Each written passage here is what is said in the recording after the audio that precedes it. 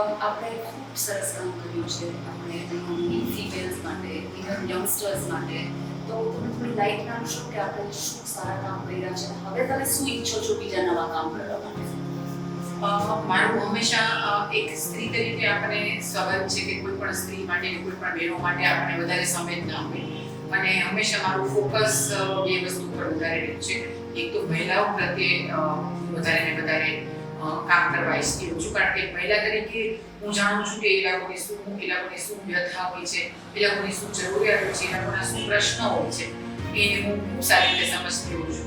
અને એક દિવ્યાંગો પ્રત્યે મને નાનપણથી જ ખૂબ સંવેદના છે, કારણ કે મારા પોતાના ફિલ્મમાં ડિફેન્ડર હતા, એટલે નાનપણથી મેં ઘરમાં એ વાતાવરણ જોયું છે કે દિવ્યાંગો પ્રત્યે મને નાનપણથી ખૂબ જ સહાનુભૂતિ છે, ખૂબ સંવેદના છે.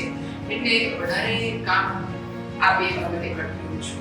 અને ત્રીજું મારો મુખ્ય ફોકસ એ હોય છે કે મારા માધ્યમથી મને જે પાર્ટીએ જવાબદારી આપી છે, મને જે પાર્ટીએ મુદ્દો આપે છે, એ માધ્યમથી વધારે ને વધારે લોકોને હું કઈ રીતે મદદરૂપ થઈ શકું. સવિશેષ બહેનોને હું હંમેશા દરેક જગ્યાએ મારા દરેક કાર્યક્રમમાં બહેનોને કહેતી હોઉં છું કે ભલે નાનું કરો કે મોટું કરો, પણ તમે તમારા પગ પર ઊભા થાઓ, તમે તમારી પોતાની આઈડેન્ટિટી